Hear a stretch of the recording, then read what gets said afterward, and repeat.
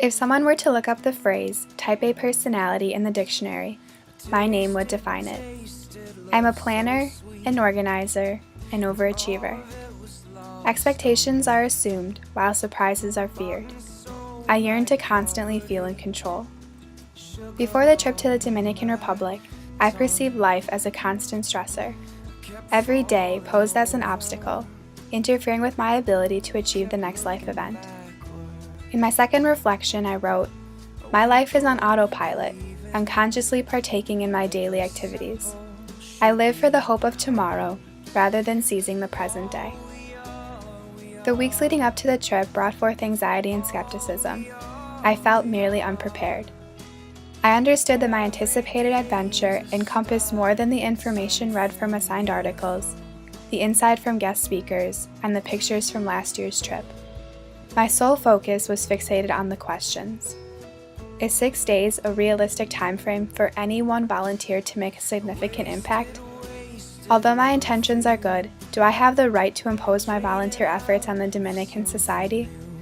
How will the 46 of us come together during this week when in class we aimlessly stare at each other in silence? Ultimately, I felt incapable of handling the trip, for I failed to form my desired preconceived expectations and plans.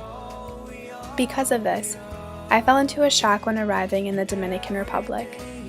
On the first night, I wrote in my journal, "Although I am accompanied by 45 individuals from my dorm, I have never felt so alone." I attempted to mask my insecurities with a smile, although deep down, I was terrified for not understanding how to cope with the new environment. For the first time, stepping outside of my comfort zone resulted in feeling out of control. As the week progressed, I witnessed my peers exuberantly discuss how the trip had opened their eyes to various lessons, such as the importance of relationships or learning to view the world one day at a time. As I listened to these conversations, I felt as though I was missing the memo or a hidden lesson. The discussed ideals didn't seem like new, eye-opening lessons to be discovered on this trip, but more or less standards we failed to acknowledge at home. I stressed about my viewpoints not aligning with those of my classmates and felt like an outsider during reflection time. My sole escape stemmed from working with the children, both at the orphanage and at our off-site locations. Being a summer day camp counselor, I felt comfortable leading and conversing with a group of kids. I jumped at the opportunity to play the mindless games and sing the silly songs kids love. It was during this time that I felt capable of just being myself, for I was comfortable with my surroundings. This prompted the conversations, the laughter, and the friendships with my classmates, which ultimately brought a smile to my face. After returning from the DR, I struggled to communicate what I had learned and gained from this trip. Apart from making 45 new friends and purchasing a few souvenirs, I perceived the trip as just a fun opportunity to immerse myself in a new culture and play silly educational games with children.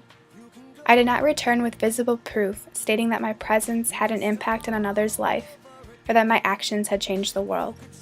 Eventually, the trip became a sheer memory as I progressed through my daily schedule of school, homework, and hanging out with my old friends. I reverted back to my autopilot setting, pushing aside my desire to maintain a live-in-the-moment mentality, as well as the friendships I had gained on the trip. It is said that our only source of knowledge is experience. Last Friday, I was presented with a situation which refocused how I perceive my impact on this trip. At 10 p.m., I received a phone call that a close friend's father had passed away. At his funeral, the rabbi spoke of how Bob's smile and laughter will be remembered far longer than any conversation or lesson he taught. While reflecting on the sermon, I quickly realized how I had missed the ballpark on how to perceive the impact of this trip. I realized that years from now, the children we met will not remember the games we played or the health lessons we taught. But I can only hope that the children remember the smiles, the laughter, and the connections we created together, for I know I will carry these moments with me for years to come. Ultimately, these are the memories which will forever remind us of the impact which we had on each other. Man, it's good to be someone. And maybe someday we'll figure all this out.